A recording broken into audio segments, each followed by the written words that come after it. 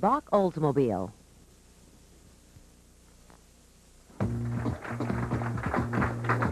Live from Sammy White's Brighton Bowl, it's the 9th annual Candlepin Bowling Championship. Competing for the $10,000 grand prize are top seed Jim Barber of Lynn, who qualified with a 4.66. Paul Berger of Framingham, who qualified with a 4.64. Mike Morrill of Natick, who qualified with a 4.57. Scott Williams of Beverly, who qualified with a 4.24. And Tim Lipke of Derry, New Hampshire, who qualified with a 4.22.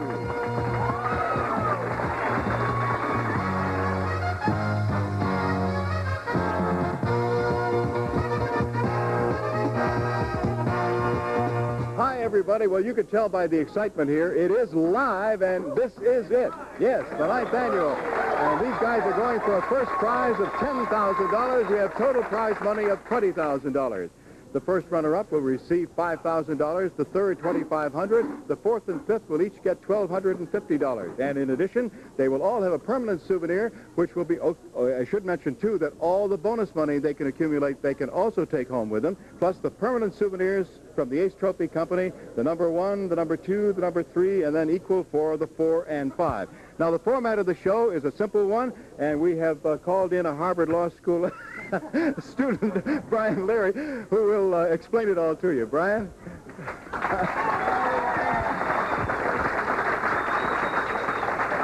I hope I do a better job explaining than I did on my exams. But anyway, it's simple enough. The entrance requirement for this is a pretty steep one, as Don just mentioned. 422 was the lowest score here, so these things were pretty high. Now, we'll just seed everyone 1 through 5, and it's a good deal for the first place finisher, Jim Barber, with his 466, because he'll sit down in the first one. But here's how we'll go. In the opening string, it'll be Tim Lipke, the number 5th seed, with a 422 against Paul Berger with a 464. He was the 2nd seed. And then in string number 2 in the quarterfinal round, it'll be Scott Williams, the 4th seed, with a 424 against Mike Morrill, the 3rd seed, with a 457. And then the winners of those two quarterfinals will move off into the semifinal string, and then we'll move off to the final string, where Jim Barber has been waiting anxiously for the previous 2 strings to finish up. And then in the final string, we'll bowl 2 strings to determine our champion. So we've got a lot of bowling ahead and a lot of excitement, too. That we have, so we're not going to waste any time at all. We're going to get to that first match with Tim Lipke and Paul Berger right after this.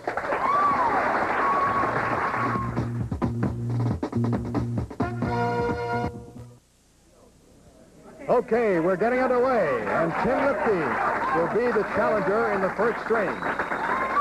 He finished 5th. These bowlers are the bowlers with the 5 highest 3-string totals since our last championship show.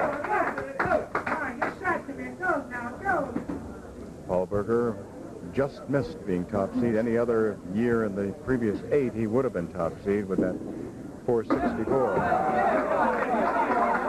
By the way, Tim Lipke is still our defending champion, and he will be back next week when we resume starting a new season, and he will be the defending champion. I think it's Paul Surratt who will be his challenger. And then at 1 o'clock, we will be back again. Brian, I guess your Candlepin double show will be on next week also. We'll be back again with the women. The women have 2 weeks to go, and next week we'll be back usual time, usual fun.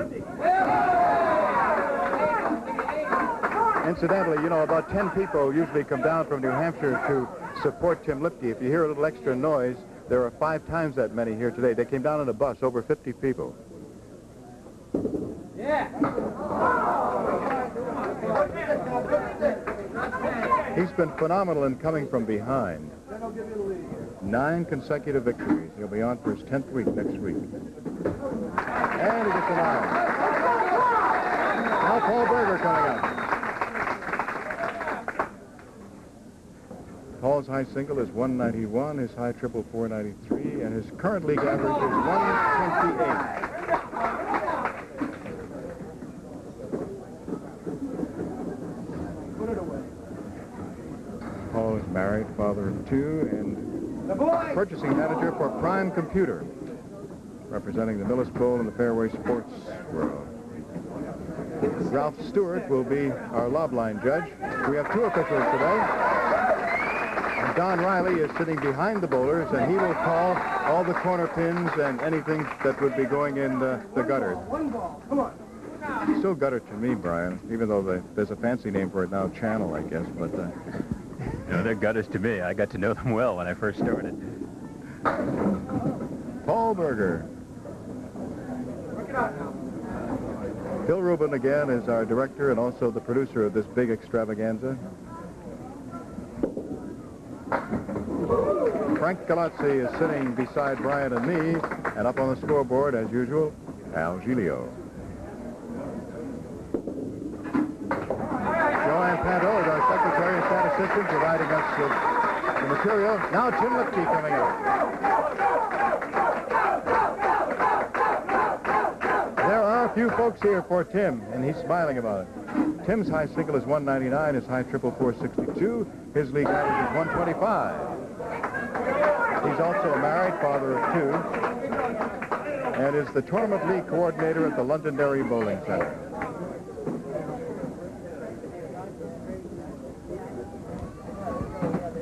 Waiting for a little piece of wood to settle down. This is the first quarterfinal. Oh, what a beautiful spare. Oh, what a shot.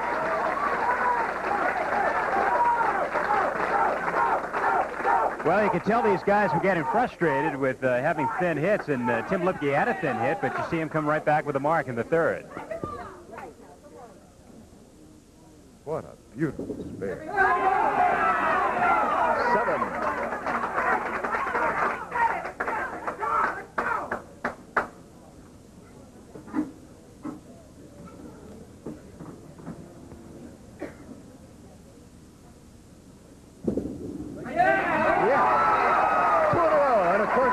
Money will be the same as it is in our normal week. 3 marks in a row. There it is. Paul Berger on the line now. Paul has the 4 horsemen right plus the 7 pin opposite, which is easier than having it the 8 pin, which is a little more inboard. Got the horseman, but not enough oomph to go over there and get the 7.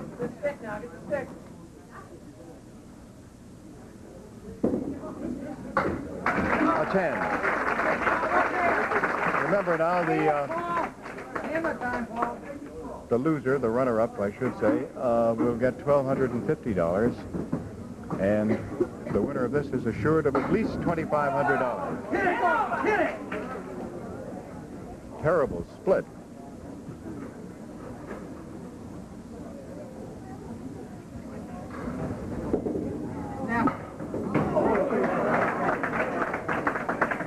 He moved it, but not enough.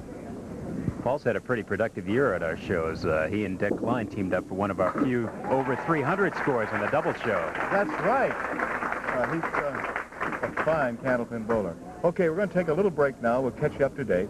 The score at the moment, challenger Tim Lipke, 44 with a bonus ball to roll, and Paul Berger, 39.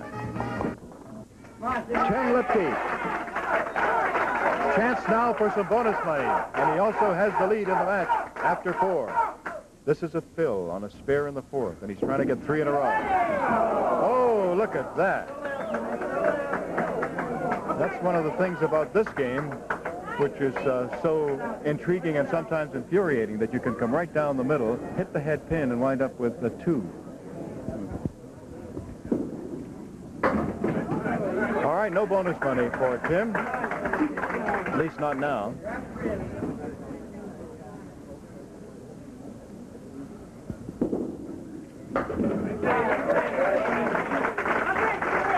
If for some reason Tim or any of the other 4 had been unable to make the show today, the man who finished 6th overall, Gary Carrington, would have been on the show, and he is here as alternate today. Probably ruefully looking on. I would imagine. Tim Lipke has all the marks so far. Well, there's not much you have to say about this. Right in the pocket, albeit on the left side, the Brooklyn side, as they call it. Paul Berger. Paul's still looking for his first mark. And he is an explosive bowler, and could put 4 or 5 together anytime. Just missing.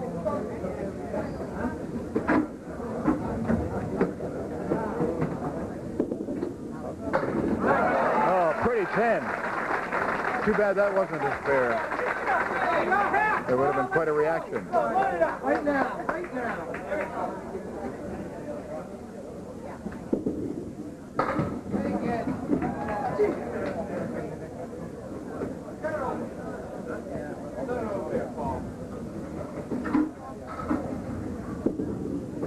Oh, good try. You know what the amazing thing to me, Brian, is that despite the fact that Paul has no marks in the first 5 and Tim has 2, only 5 pins separating them because Paul has pinned so well. And Paul doesn't seem to be bowling that poorly. He's just having a tough time with his first ball. After that, he's been on pretty much, so it's just a matter of getting it together a little earlier. Yep, he's knocked down all the pins in every frame except the second where he got a 9, but no marks. Now, Tim Lipke. He has 2 strikes in a row.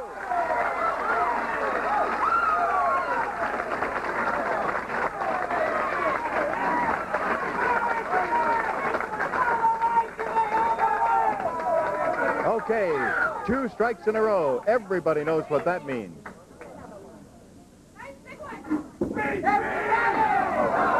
Oh, we know the 3 strikes in a row would have been an extra $1,000.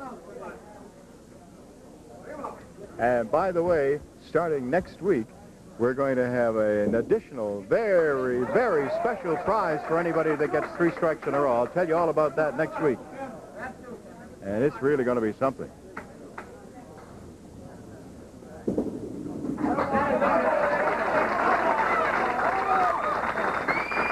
Okay, Paul Berger. Paul has 4 frames in which to do something now.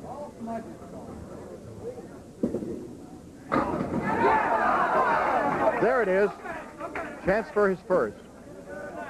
Incidentally, Governor John Sununu startled Tim Lipke by sending him a letter of commendation for his success on our show and wishing him good luck in this one. There it is. Okay, Paul Berger finally gets a little smudge up on the board.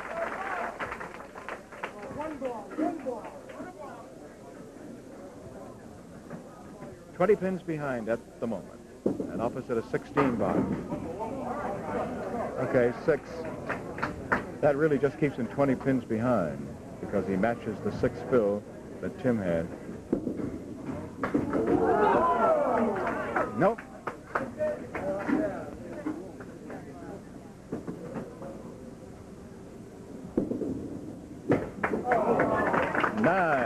Okay, Tim Lipke right now in a fairly comfortable 19-pin lead. But he'd like to nail it. And he could, of course, if he gets 2 marks. Even 1 would probably do it. Get out, get out, 1 shot at a time.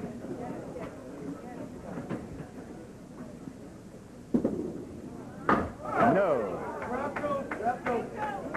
Okay, Brian, he'll probably just go for those 2 pins on the left now and try to make himself an 8 box out of this.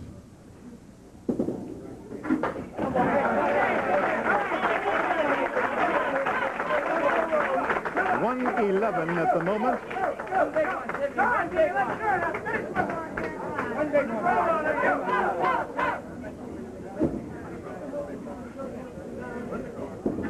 Go!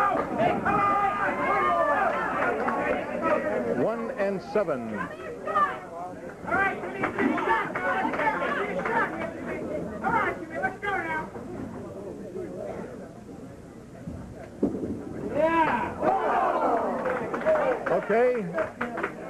He did not mark, but Paul will have a prodigious task if he is to do anything here. 9. Okay, 120. So in order to tie, Paul would need 36 pins. Okay, that's the way to do it. He had to have a strike in here, it would figure. All right, there it is, left side, right in the kisser. You know, at one point, Tim Lipke up by only 5. The next box, he was up by 20, so you never know. All right, let's go. He can still make a spare out of this.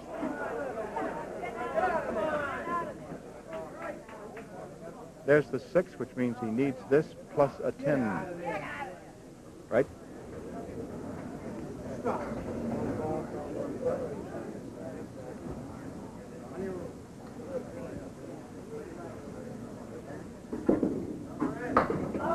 Oh, look at that pin. Look at it rocking, and it will not go down.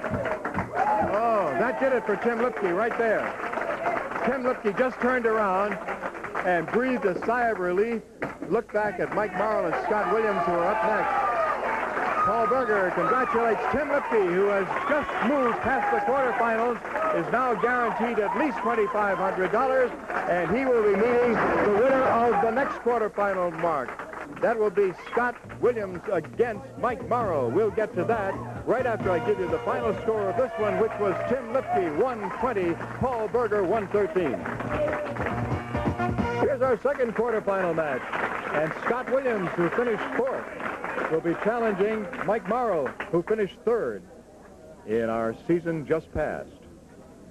Scott Williams with a league average of 124. Oh, look at that, Brian. Well, he's got plenty of wood. The problem is when it's not flush with the pin that it's not as sure a thing as it seems to be from this distance. We'll see.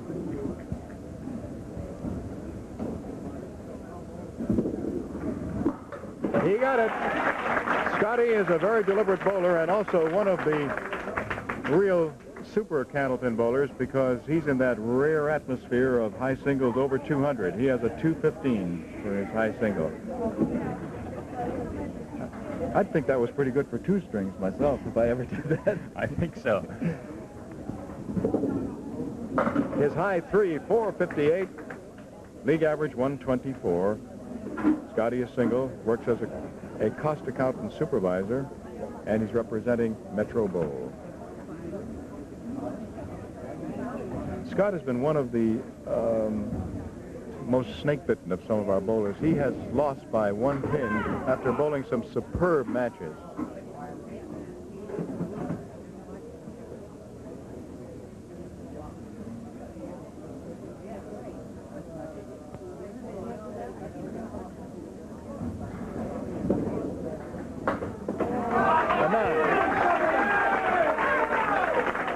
That brings up Mike Morrill.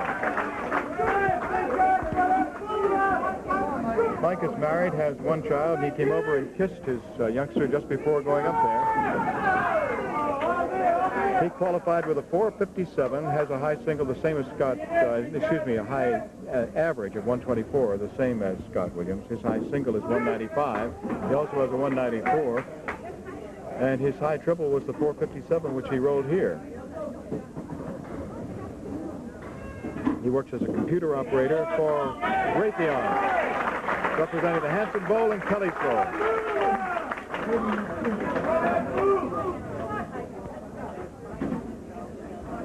Boy, I'll tell you, in addition to the fact that this is live, Brian, and they're going for big, big money and prestige, the fact that you have to do it all in 1 string, too, you know? I mean, as opposed to the 3 or 4 or 5 that they're accustomed to in either roll-offs or in league bowling or on our show.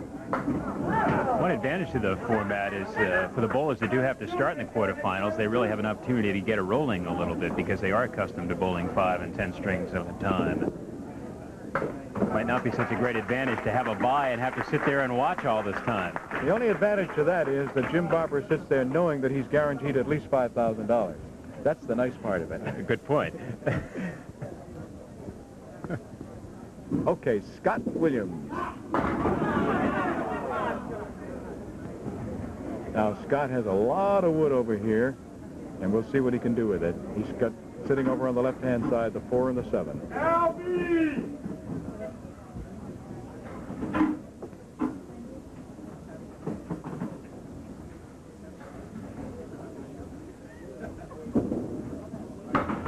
Nope, it did not do what he wanted it to do.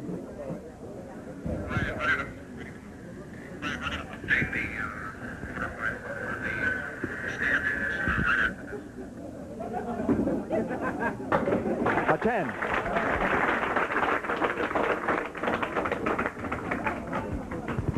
All right, here's how things stand right now. There's after the first quarterfinal match, Tim Lipke defeating Paul Berger, and he will move now into the semifinal match against the winner of this Mike Morrill and Scott Williams match.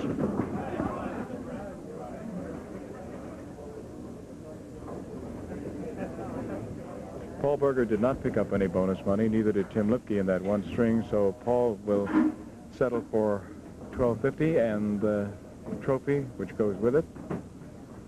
Tim Lipke is guaranteed at least $2,500, and should he defeat the winner of this one-string roll-off, then he'll be going into the final against Jim Barber, and it will be he who will be guaranteed at least $5,000.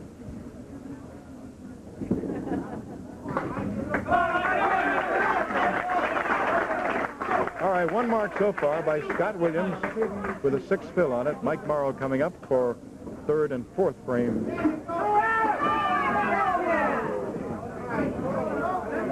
Pretty one, big guy, make a pretty one. Junior up here. Shoot! That's what Mike does. Come on, grab the stick, dude, grab the stick.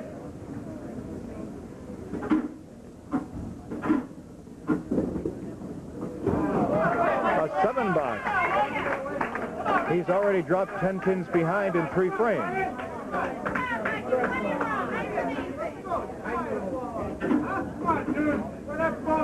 Remember, boys and girls, this is live. It is happening as you watch it. All right. The 10-pin dropped, which may make this a little easier.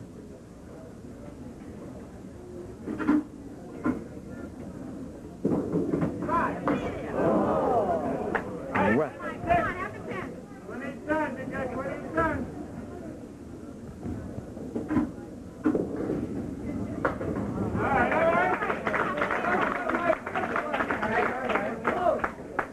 Okay, that's the end of 4. So we're going to pause right here. 10 pins separating our bowlers at the end of 4. Scott Williams, 44, and Mike Morrill, 34. In our second quarterfinal, Scott Williams leads by 10 pins over Mike Morrill at the end of 4 frames. We're back to the action again.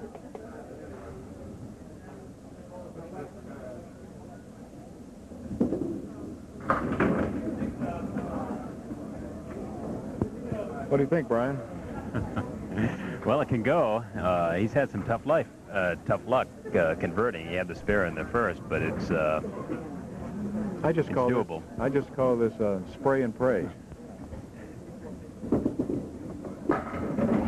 Oh, baby, look at that. The 9-pin did not go. Ralph Stewart calls time and goes down there to get some wood, which is in the right gutter, and that gives me an opportunity to give special thanks to Ed Yeti Schumann of the Ace Trophy Company of Austin for the great trophies he has specially provided for today's championship show, and you'll see them at the end of the show. They are real beauties.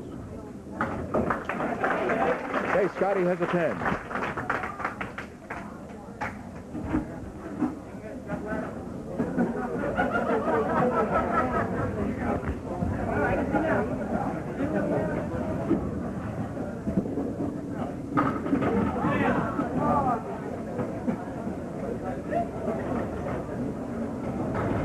Just what he wanted. Parallel pins, huh? 5 and 6.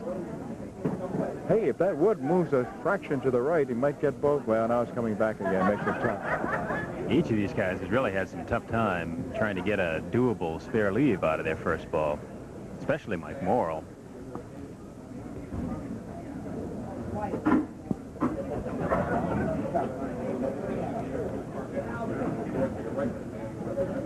He may bang it off the sidewall. Let's see. He did. And he got everything except the 5. Didn't hit it quite hard enough to make it really snap back off that wall.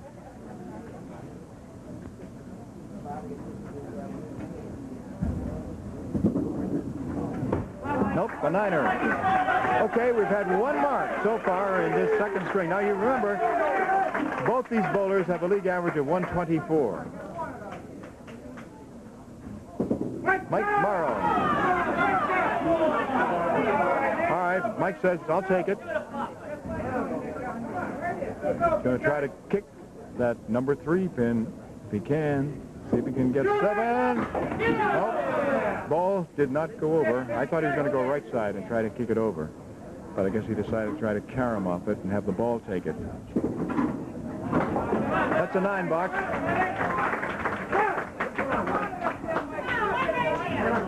As I said, in addition to Ralph Stewart down on the lob line, we have Don Riley, who's sitting behind the bowlers and calling the corners. All right, there's a legitimate spare lead.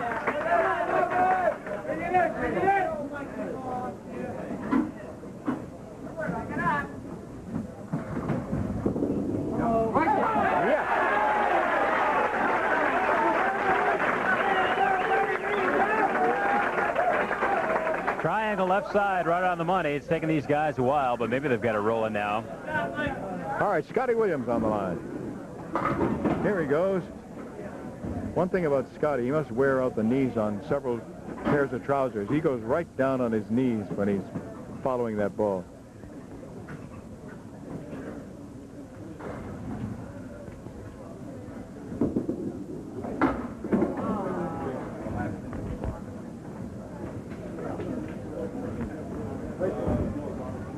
That's the problem. You mentioned the parallel pins before. There's always been one split and set off to the side in the last 4 or 5 boxes for Scott, and it must make it awfully frustrating.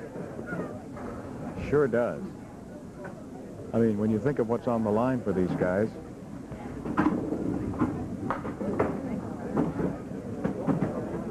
Isn't it amazing how many times, and he needed more than obviously those 2, but when they're all set up, you can punch out those 2 easily with those half Worcesters, right? All right, the door is open for Mike Morrill right now.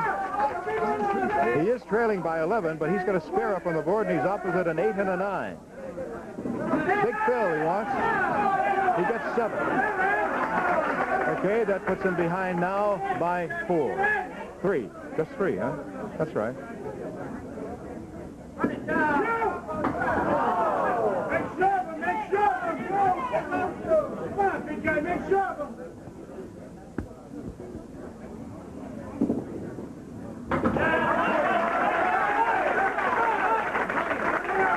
Oh, look at that. 1 pin. 1 pin. It's funny, Mike's little 6-month-old baby has a little outfit on that says strike. I'm sure Mike would love to have one now. Oh, baby, that close. You almost called that. Baby almost called it.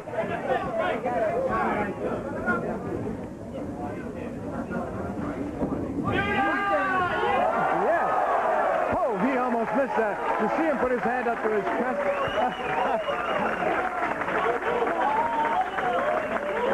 All right, there you see, he barely just feathers it down there and gets it. Oh, and then it finally toppled. All right, Scott Williams now facing his final 2 frames, leading by 1 pin, but remember, he has also, actually, right now it's tied because he had a 9 in the 8th. And anything that Mike Morrill rolls as a fill will put him ahead. Oh, too bad.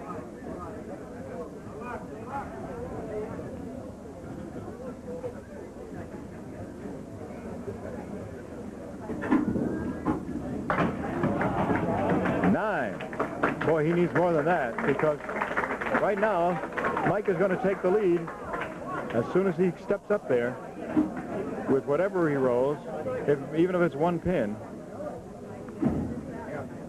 Good shot of the tension of Scott Williams as he comes up for his final frame here in the quarterfinal round.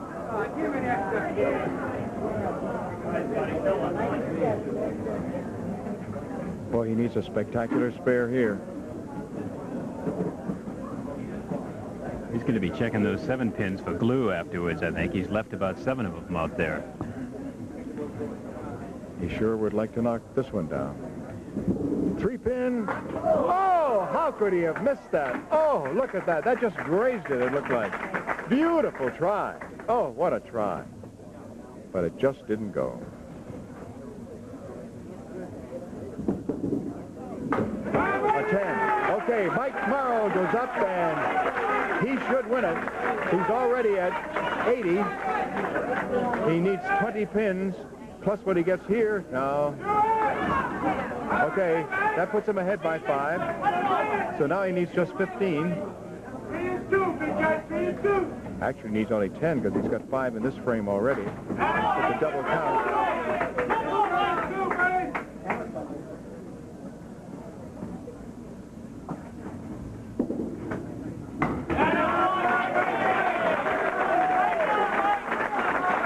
Pins to tie, 6 pins to win.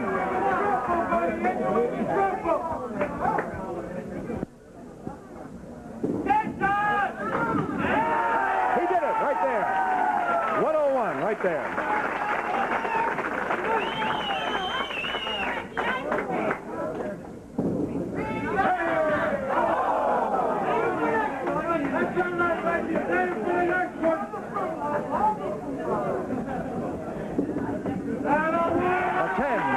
Bonus money, but a 104, and Scott Williams comes up and congratulates Mike Morrill. Mike Morrill now will be moving on against Tim Lipke in our semifinal. And one of those two, after a one-string roll-off, will be challenging Jim Barber, who is our top seed. The final score, Mike Morrill 104, Scott Williams 99.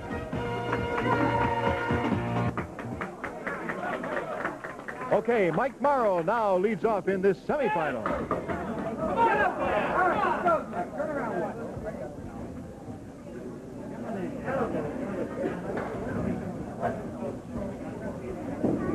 And no, not quite. The reason for this rotation is because Tim Lipke, on the basis of having won the first string by a higher score than did Mike Morrill, gets the opportunity to be the second bowler. In a sense, makes Mike the challenger.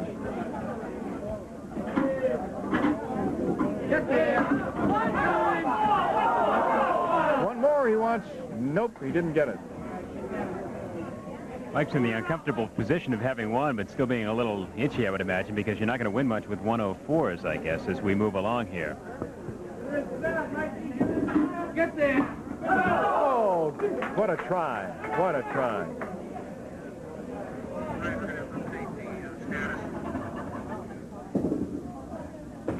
A 9 box, or a pair of 9s for Mike Morrill.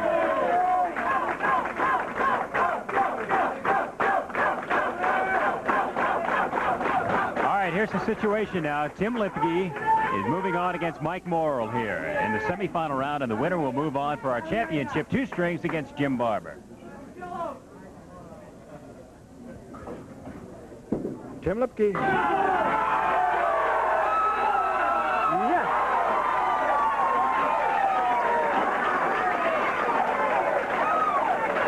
All right, this will be fun to watch it again. Now, the piece of wood almost makes this thing stand up again after it's on its way down, as it kicked it right there. That's right. It's pushed it back up again for a moment. Tim Lipke.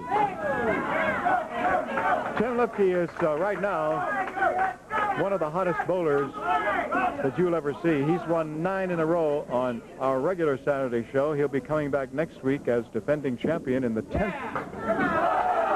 He won the quarterfinal, and he starts off the semifinal with a strike.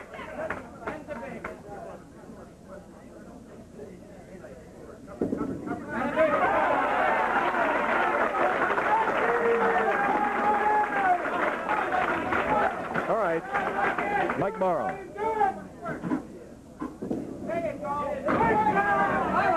Sparely for Mike. These are the top 5 bowlers for the past year on our regular Candlepin Bowling show.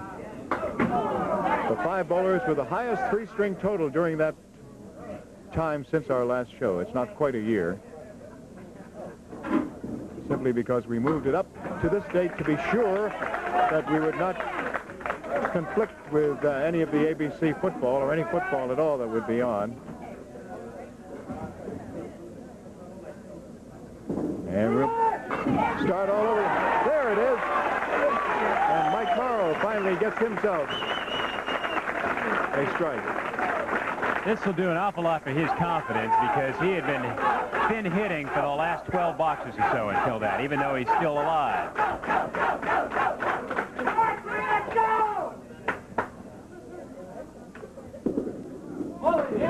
Tim Lipke.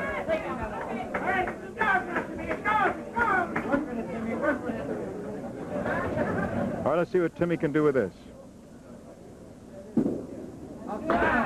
Nope. Speaking of hot bowlers, one guy who, on the basis of the way he's been bowling lately, oh, what a shot for the 10, is Mike Sargent. I'm not sure how to describe this, because I'm not sure how he intended to play it. Just throw it and pray, and the prayers were answered. There's another spare lead.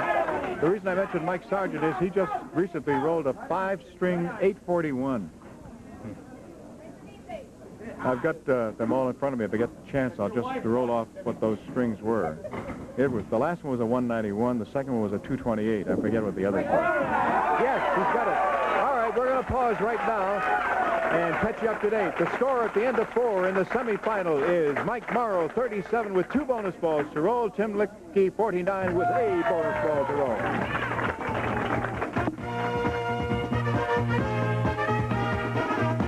We've had to pick up the tempo here, and Mike Morrill has already rolled in the 5th, and he got himself a spare on that strike.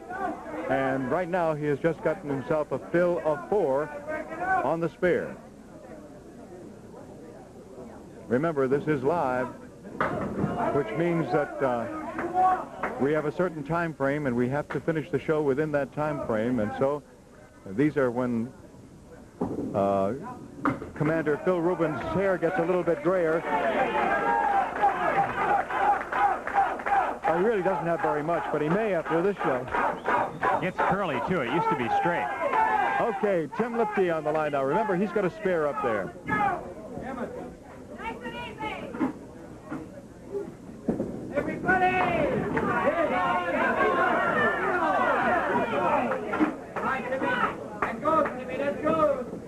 The fill is 6.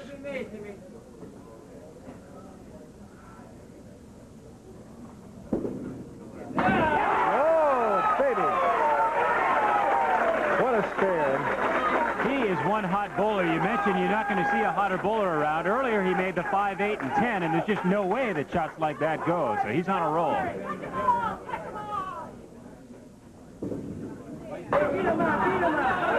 Another 6.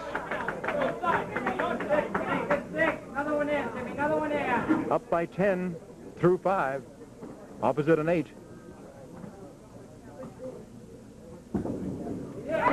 No. Still no bonus money. They're going to make good money at the end regardless, but they'd sure like to take advantage of the generosity of us folks who are putting on this show and pick up some of that bonus money. All right, Mike Morrill trailing right now by 11. No, sir, he lost that one. Did a little backdoor action, but that one just slipped off his hand before he meant to release it.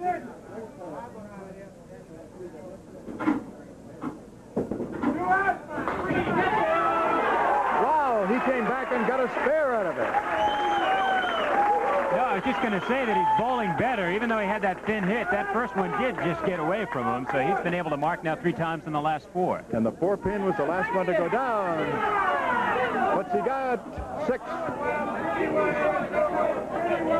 Oh, that wood is nice. Oh, I mean, if you're going to have 3 pins across the back, you got an object pin and you've got... oh, it did not go. But, I mean, if you were going to get left with a 7, 8, and 10, and also left with the 6 pin for an object, beautiful wood. All right, let's see what he does here. It's a 10. All right, spare 6 and a 10. And now, Tim Lipke.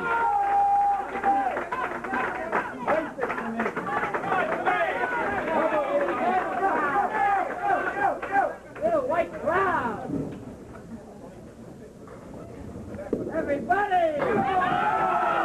Big 9 drop.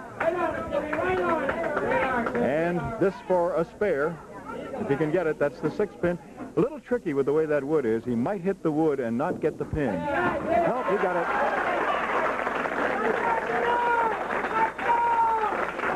Interesting, Brian, I was just watching. Scott Williams and Paul Berger have both been eliminated, and they were cheering as hard as anybody after Tim Lipke made his last 2 spares. They did the same thing, obviously, for Mike Morrill when he made his. But they're back there. They're out of it, but they're still rooting for the guys that are still in it.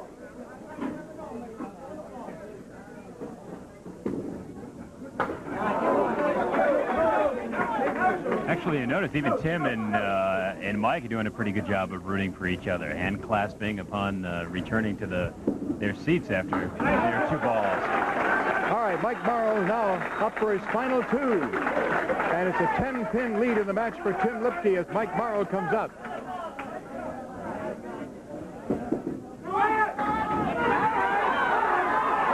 Oh, he almost had one of those slow, tantalizing strikes. All right, for a spare.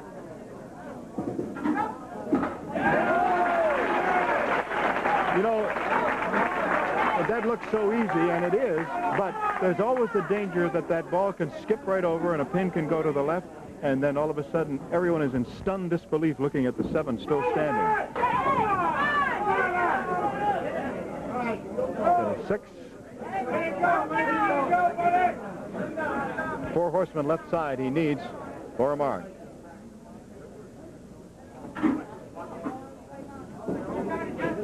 No, he didn't get it.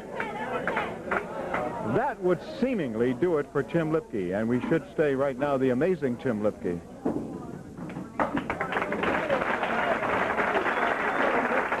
All right, 121. He needs 17 pins. 17 pins is what Tim Lipke needs to be guaranteed $5,000 and to go into the final 2 strings against our #1 seed, Jim Barber. Not that way.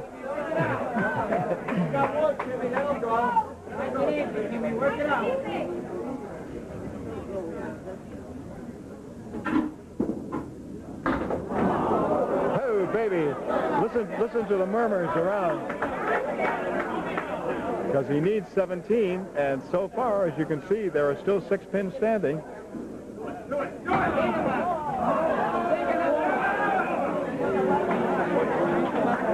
He has to get a mark. Unbelievable. He has to get a mark to win it. Well, a 10 will tie, and a 10, no sure a 10 is a tie. If they're tied at 111, Mike Morrill had a 10. He needs a mark to win it. He needs a 10 to tie it. And if it's a tie, again, it's the 2-box roll-off. All right. He has a chance to make the mark right now. But if he doesn't make it, he's got to make a 10. You can tell he's a little tight about it because he was way off the mark in the first ball. It's certainly tough to see 4 pins still standing up there. He got it. Okay, 1 pin. He did it. As he's done week after week after week, he's come from behind. Here it is again, right on the money. That's just where he wanted to put the first one, and it's just where he wants to put this one right now, too. 1 pin. He needs 1 pin.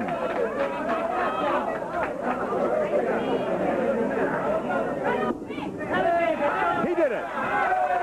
The amazing, we can say it again, Tim Lipke has done it, and he will go into the final against Jim Barber. Amazing. 128 to 121.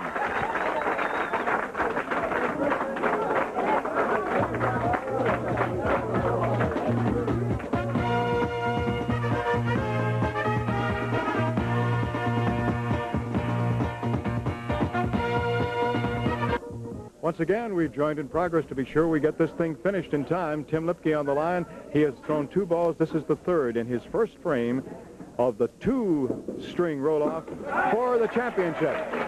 He begins with a 10.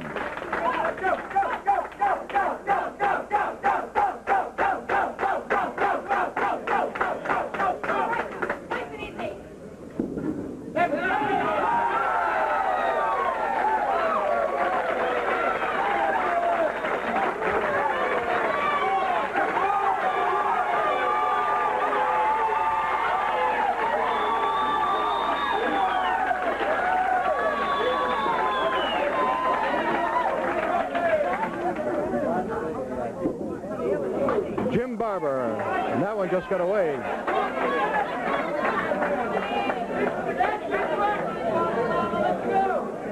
Okay, Jim Barber on the line right now, and he is our top seed. As you know, he rolled a 466 to qualify.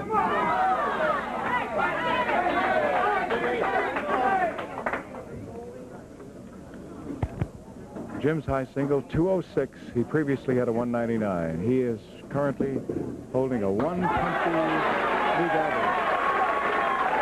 That's a 120 or 126?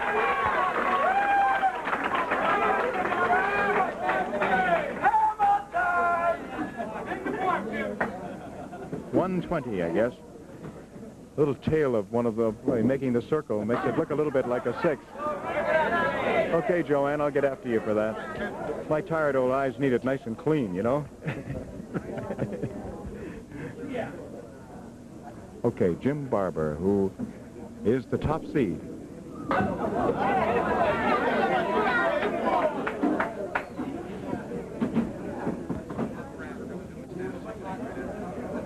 Jim, a very deliberate bowler. Pair of 10.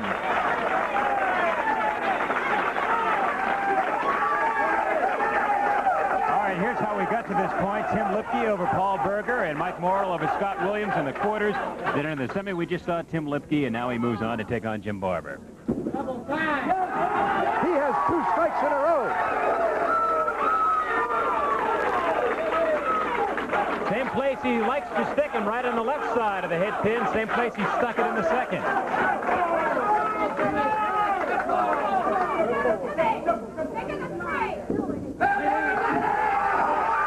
Yes, he did it. 3 strikes in a row for Tim Lipke. He has an extra bonus of $1,000. Not partially played the right side this time, and they all go down. And he has a busload of people, I told you. 50 people came down from New Hampshire on a bus, and you can hear them in the background. A lot of folks from Lynn here for Jim Barber also.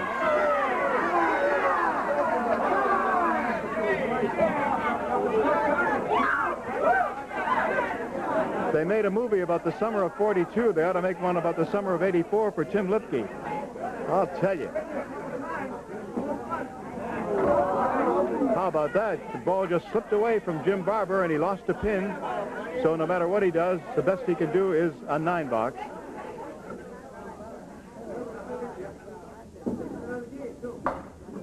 It's an 8.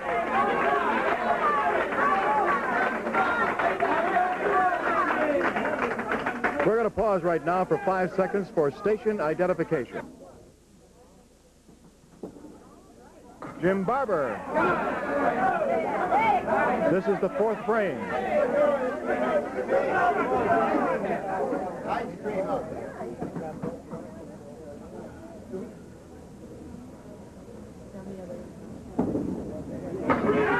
All right. There's the first mark for Jim Barber, and we're going to pause right now in the first of these 2 final strings after 4 frames to get you up to date.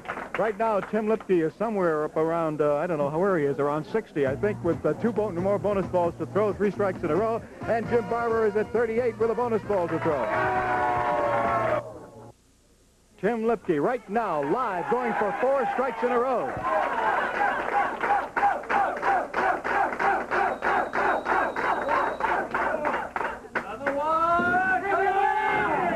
No. Or is it? Wait a minute. No. Had he made that, it would have been $2,000 extra bonus because he would have gotten $1,000 for each of them. It's for 3 strikes in a row, $1,000, and each subsequent consecutive strike, $1,000. And when he's back next week, he'll find out the additional prize, which is going to be given in the new season for 3 strikes in a row. And I'll tell you, that is worth a whole bundle of money. We'll tell you all about that next Saturday when Tim Lipke will come back as defending champion. And he may very well be defending annual champion, too. Champion of the 9th consecutive championship show, because he's way up there, already at 97 through 5 in the first string.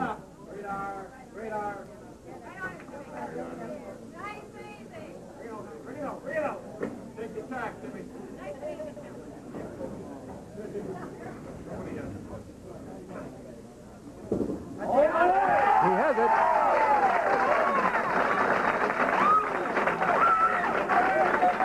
Okay, here's Jim Barber. Now, as you pointed out, Brian, he's been sitting by and hasn't had a chance to do anything for almost an hour and a half. An hour and 15 minutes since he threw the warm-up balls before he got underway here. As I said at that time, he does have the consolation of knowing he is guaranteed at least $5,000. But it's tough to sit there and watch a guy bowl out of his shoes and then have to come up and be the follow-up act. You're right.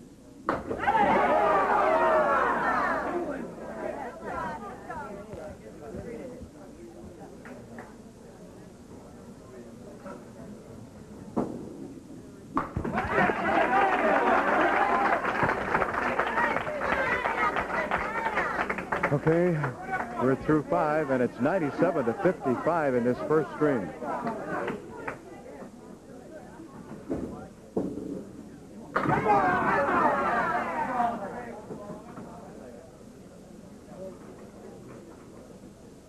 You know how good Jimmy Barber is, rolling a 466 on our show and having a high single of 206. Oh, baby! He's got a big grin on his face because he knows he got a little, what shall we call that, a lucky bounce? I think that's what you call it, yeah. But he's got it going now anyway. He played sidewall, but it has to come back straight in order to hit that one pin. There's such a margin for error. Tim Lipke, 2 full on the head pin, and he punches it out. Just 3. Work it out, partner. 3 and 3, Timmy. Come on.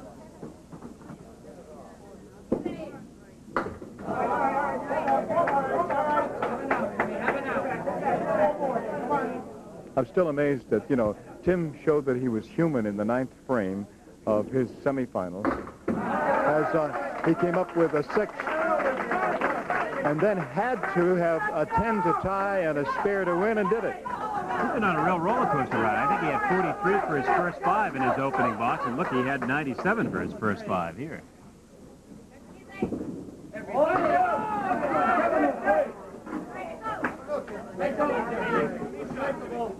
Keep that shot, Timmy. Just shot, Timmy. Just shot. Go.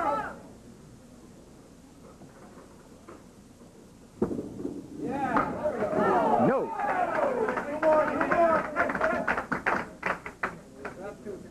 All right, Jim Barber has a chance now to pick up some ground.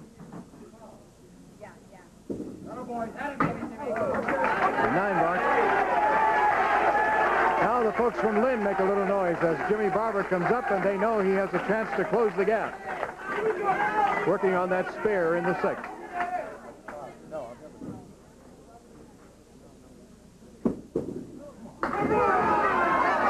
Go!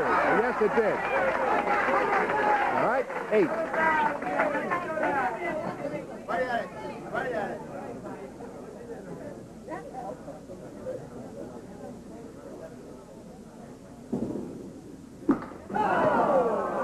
Nope. Ralph wants time. He's got a ball that's loose over in the corner over there, and he wants to get it.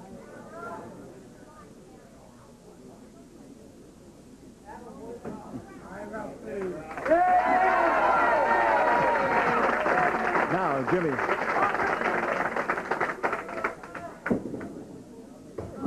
A 9er.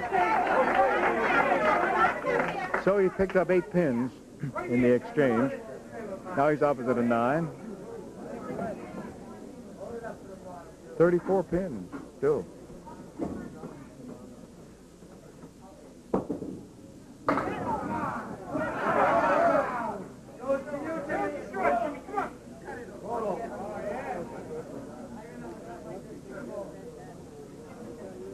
Boy, that's a tough angle.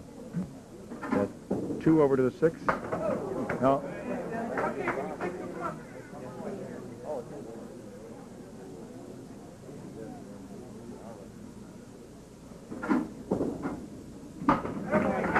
All right, he picks up 1 more. So he picked up 9 pins. in that time. There's still another string to go.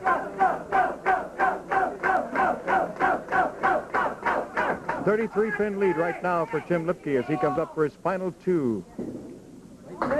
In the, of course, you realize I'm sitting beside a Harvard Law School student. Is this the penultimate string? Is that what we call it? Yeah, that is exactly what you'd call it. Okay. Oh, baby! Look at Tim Lipke.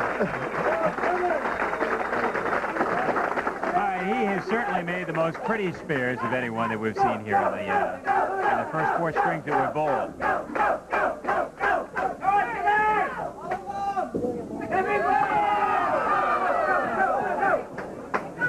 6.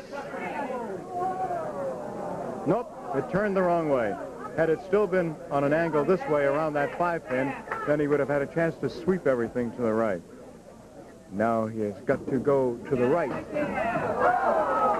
Got the 3, but could not, the 3 pins I mean, but couldn't get that one on the left, which is the 5-pin. Just a casual, everyday 151.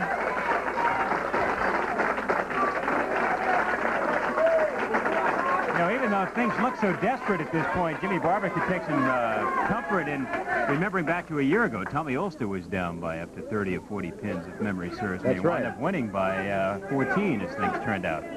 I promised I would give you the scores of Mike Sargent's 5, and I will as quickly as I can. Here they were in succession. 145, 228, a 147, a 130, and a 191. Not bad, huh? Oh, baby. Oh, Jimmy needed that one. Of course, he's not in the desperate situation yet. As you pointed out, he still has another string to go, but he sure could have used that one opposite the spare by Tim. A 9. 40 pins down.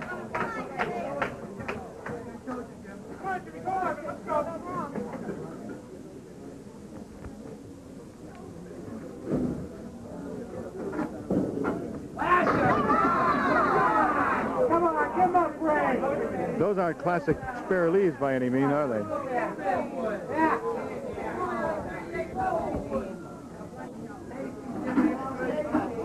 Well, that'll help. That wood rolled right into the position I guess he'd want to put it. Yep. Nope, he threw it too far left. Jimmy just can't seem to get loose, really. It's not a typical Jim Barber string. 111. So he's still 40 pins down. At the end of the first of our two final strings, Tim Lipke 151, Jim Barber 111.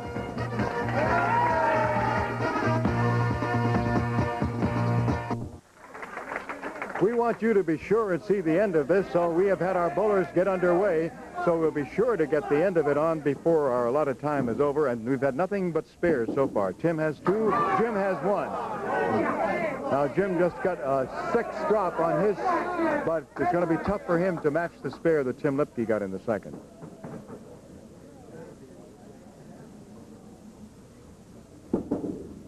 How about that? All right, the 7-pin is the tough one, but no problem at all. He slid that over in no time. That's it, a 40-pin lead coming in, and he's added 3 to it.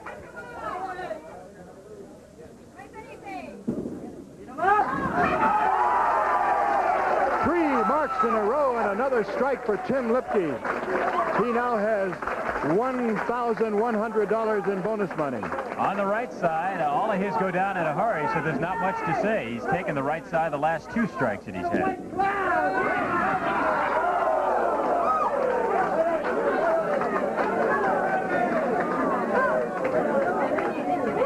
He gets this pin, he's got another $50 in bonus money.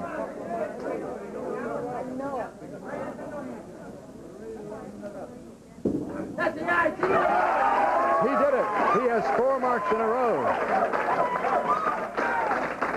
$150 in bonus money on top of the $1,000 for the 3 strikes in a row.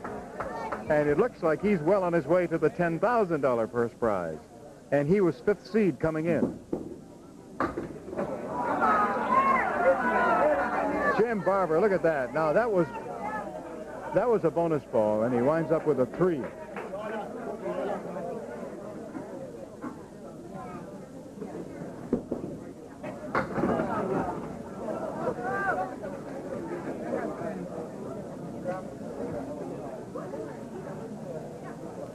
You just cannot stop marveling at the Tim Lipke story.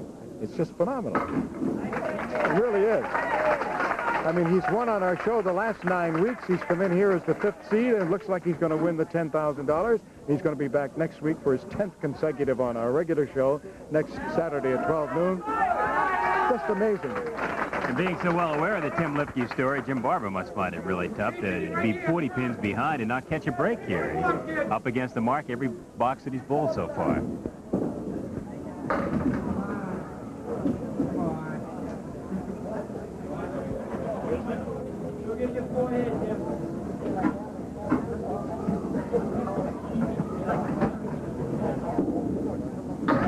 Oh, yes. Oh, yes.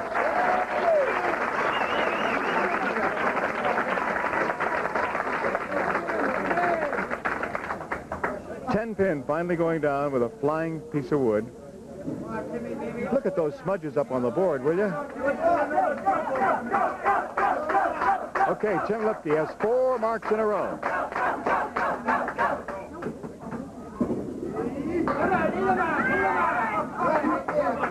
Six.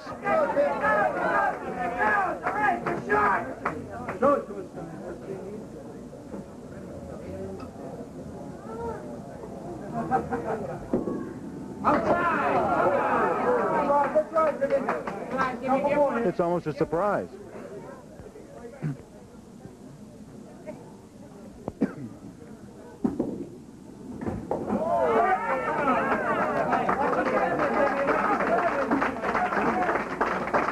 (82 through 5).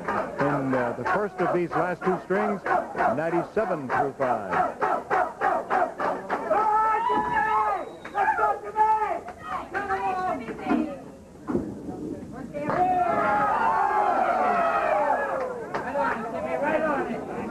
Like he's pulling a string. He's got them all wired down there. Every one of them's got a loop around it, and he pulls a string. Another mark. He's got 5 out of the 6 frames. He has a mark in his last string. And Jim Barber has 3 out of 4.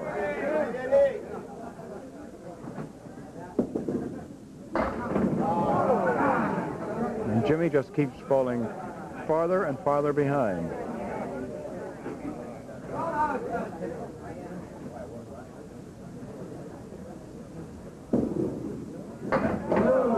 $61 pins behind right now. Right at this moment. He'll cut that, presumably, if he gets 1 or maybe gets these 2 on the left. Only got 1 of them. So it's 60 pins exactly right now. That's the lead. Plus, it's a mark up on the board there for Tim Lipke, with only 4 frames for him to go to claim the big check for $10,000, plus all his bonus money. Good shot of Jim Barber.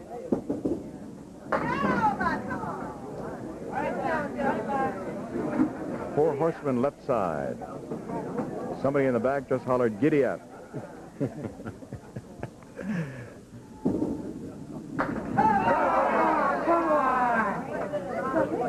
Nope.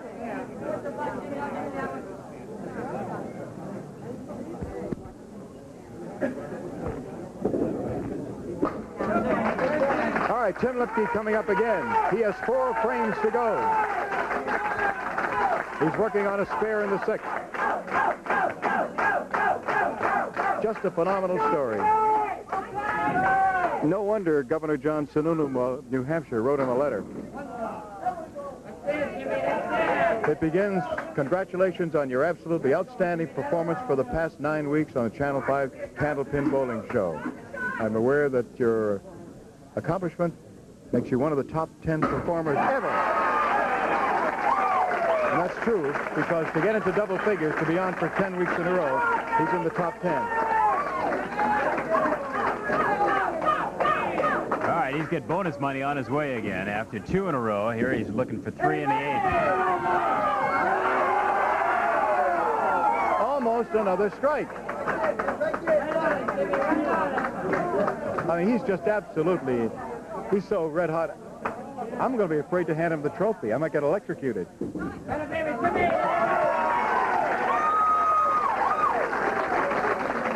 Wow, wow, look at that. 127 already through 8.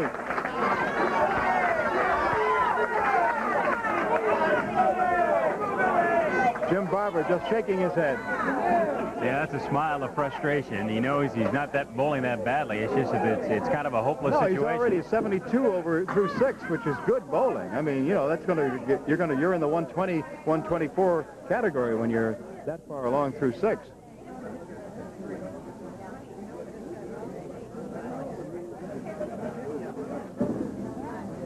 No, see that the ball just actually broke away from the head pin that time.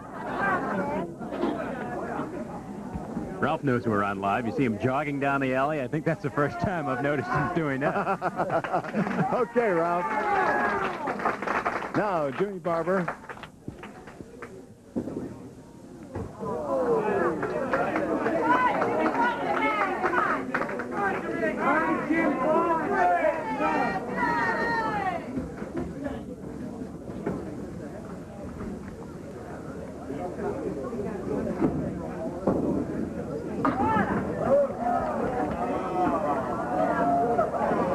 Right now, the question absolutely is, what is Tim Lipke's final score going to be?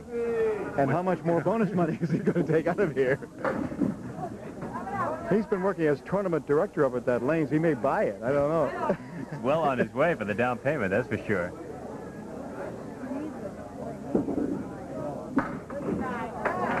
All right, boys and girls, here's Tim Lipke coming up for his final 2. He's got 3 marks in a row up there right now. Listen to the crowd. Just a phenomenal performance by this young man. Here he goes. 7. Can he make it one more? Can he make one more? The number 1 pin, and he's got the 4 and the 7 plus wood. Let's watch and see. No, he just missed it. I mean, just missed it. Okay. The bonus money has temporarily stopped. I wouldn't say that he's liable to come back with 3 strikes in the 10th. 9. That puts him at 143. He rolled a 151, remember?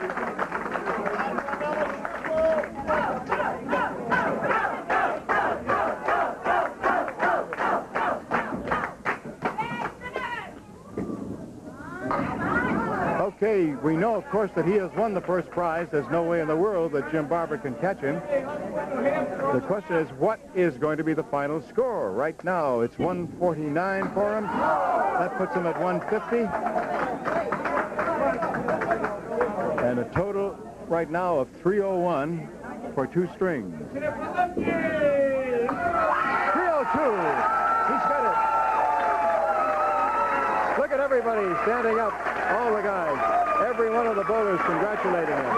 Now Jim Barber, poor Jim Barber has to roll 2 boxes now to make it official. I'm trying to look at this real quickly, but if you add up Tim Lipke's 3 strings, you get the same 422 that he qualified here with. Right? Exactly a 422.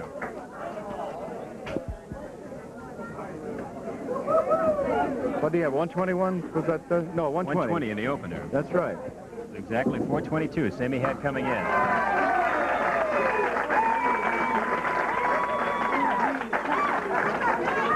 And that was the lowest of the 5 that are here.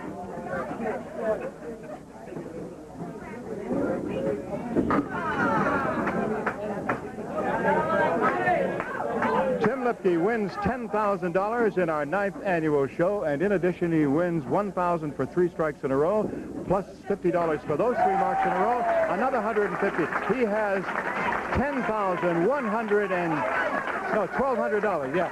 What am I trying to say? He has $10,000, $11,200. That's what it is, yeah. Holy mackerel. Do I sound excited? I am. Wow. All right, let's see. If he gets a strike, it's $50 in bonus money for Jim Barber. Oh, final frustration. Final frustration. He did not even get the $50 extra. Okay, we'll be back. The final is over. Jim Lipke has won it. We'll be right back.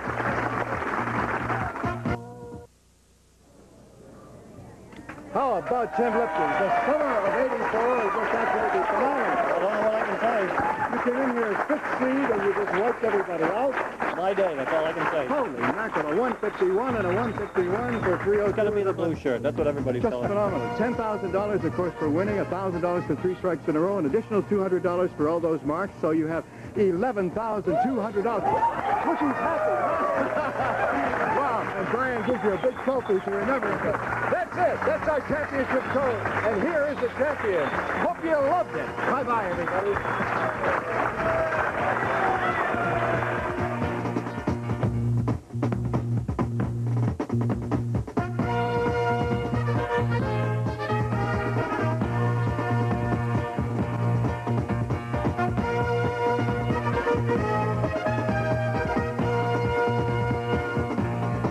Candlepin Bowling Championship has been brought to you in part by Bach Toyota.